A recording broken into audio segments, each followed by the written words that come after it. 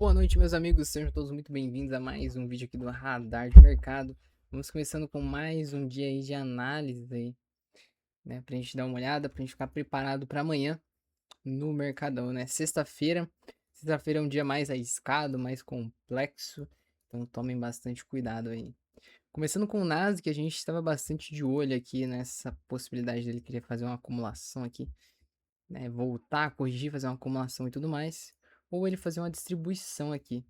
A gente esperava ele vir um pouco mais acima da FG de 1 hora, porém o mercado conseguiu só subir até aquela área.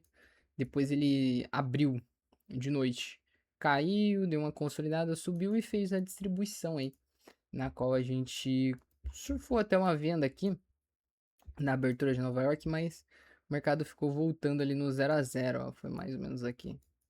Então deu para surfar um pouquinho dessa venda, mas por conta dessa volta no 0 a 0 nesse candle aqui, não deu para surfar tudo que a gente gostaria, né? Não deu pra pegar a meta aí certinho. Mas olha a pancada que ele deu. E eu queria levar até essa mínima aqui, até essa região, na verdade, de POC, né? E ele acabou pagando muito bem. Nossa, teria pago 9 para 1. Tá doido. Aí, coisa linda, né? Aí, rapaz. Mas enfim. Então o Nasdaq ficou bem legal ali. O único problema foi essa dificuldade para entrar no movimento, porque ele ficava voltando no 0 a 0. E sabe, a gente tava numa região meio complicada. Por quê? Porque tinha essa mínima asiática, o mercado tinha acabado de chegar na mínima asiática. Tinha o FG de 1 hora também, que poderia segurar o preço. Então, tinha que estar bem protegido, né? Porque ele poderia voltar a qualquer momento e estopar a operação. Mas ele decidiu descer. Desceu bem devagarzão, mas desceu. Não é muito típico dele fazer esse tipo de configuração, né? Geralmente ele faz aqui o movimento e pum, dá uma pancada assim para baixo e paga de uma vez e ignora o FG. Mas nesse caso ele até ficou sentindo ali o FG, provavelmente uma galera tentou entrar comprada aqui e o mercado não conseguiu se sustentar. Depois que rompeu, aí o pessoal desistiu de comprar e o mercado, aí sim ele desabou, tá vendo? Aí sim ele movimentou igual o que a gente estava esperando. A gente queria ver esse tipo de movimento, só que aqui. Mas beleza. Mas beleza, beleza. E agora o que a gente ficou de olho é justamente um reteste aqui nessas áreas aqui. Como ele criou o Inverse for Valley Gap, ele pode querer vir testar aqui, fazer uma distribuição, e daí a gente vê a possibilidade dele querer dar uma venda novamente. Beleza? Fico bastante de olho nisso aí. Ou também, se ele quiser lateralizar aqui, porque como é sexta-feira, meus amigos, sexta-feira é dia de lateralização geralmente. E tem uma POC bem aqui também, então se o mercado quiser lateralizar, limpar essa liquidez aqui embaixo, pode ser que ele gere uma comprinha aí pra gente estar conseguindo surfar nele. Beleza, uma comprinha é legal, é bacana, então pode ser que seja interessante aí esse movimento. Beleza, é mais isso que eu fico de olho no Nasdaq, tá? Mas isso aí que eu fico de olho nessa movimentação, beleza? Então vamos que vamos aí. Vindo aqui pro Gold agora. Bom, aqui nesse Gold a gente tava vendo a possibilidade dele querer dar uma acumulada aqui embaixo desse fundo, ou ele cair, voltar e fazer uma distribuição. Nesse caso, ele caiu, né? Até limpou a liquidez, voltou e deu uma leve acumulada aqui, mas não ficou muito legal esse movimento. Veio subindo, subindo, subindo, subindo. Chegou nessa área aqui. Aqui até que ficou legal esse movimento aqui, galera. Falar pra vocês que ficou bem interessante. A gente tá falando aqui da quinta-feira, 2 horas da manhã. 2 horas da manhã veio esse movimento aqui. Tá vendo que o mercado deu uma leve lateralizada. O que ficou legal foi ter começado com o SOW, então ele fez o Buy Climax, o AR, o ST, o SOW aqui embaixo e veio trabalhando aqui para buscar a liquidez aqui em cima, fazer o TAD. E dali ele derreteu, então ficou bem interessante esse movimento. Ficou bem interessante aí. Aqui foi bem o choque, ó. Foi a máxima asiática ali. O único problema é que foi de madrugada, né? Aí complica mesmo. Aí fica bem complicado em goldzão. Mas enfim, galera, ficou bem interessante esse movimento. E depois ele deu uma andada de lado e tudo mais. Aqui não ficou muito bom de participar, não ficou muito agradável, mas enfim. E é isso. Bom, agora seria interessante aqui. A gente tem esse topo aqui. Ele pode querer vir querer trabalhar acima desse topo e fazer uma distribuição. ele quiser fazer isso, vai ser interessante pra gente pegar uma venda nele. Tá vendo? Vem aqui, trabalha aqui em cima e pum, dá uma venda. Dá uma distribuída aí e fica bacana, fica massa. Agora, não sei se ele quiser voltar um pouquinho, né? Às vezes ele até rompe essa região, rompe bem rompido aqui, volta, e daí ele começa a acumular aqui.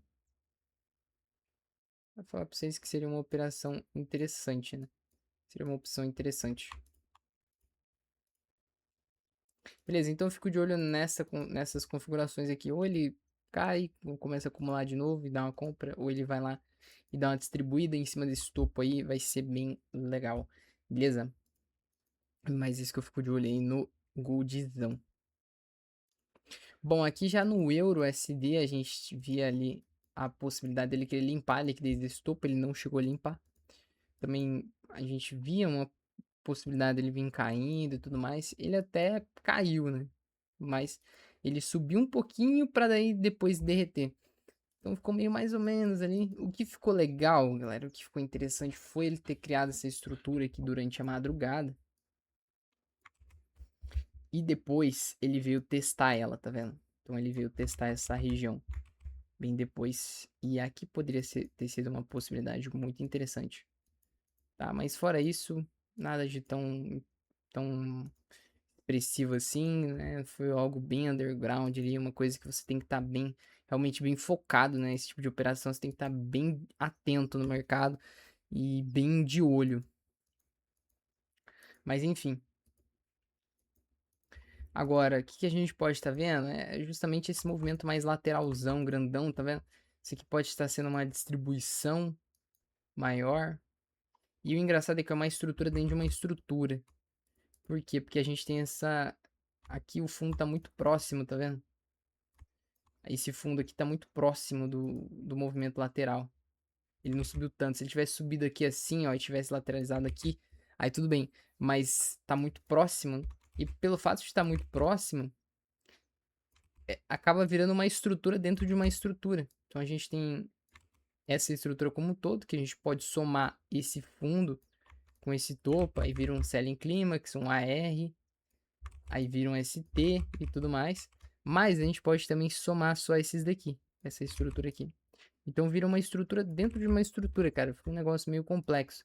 Mas enfim, o que a gente pode ficar de olho é justamente a captura de liquidez desse topo, já que a gente tem topos nivelados aqui e aqui. Então ele limpa a liquidez, pode dar uma venda muito boa. Ou também, se ele quiser vir aqui embaixo ó, e limpar essa liquidez aqui, fazendo um SOW.